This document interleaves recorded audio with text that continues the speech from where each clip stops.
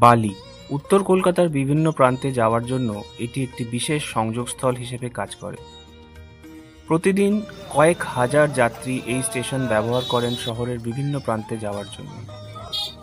বিশেষ করে new town, Rajarhat ও সল্টলেক অভিমুখী যাত্রীরা হাওড়া না গিয়ে এই বালি স্টেশনকেই শর্টকাট হিসেবে ব্যবহার করেন।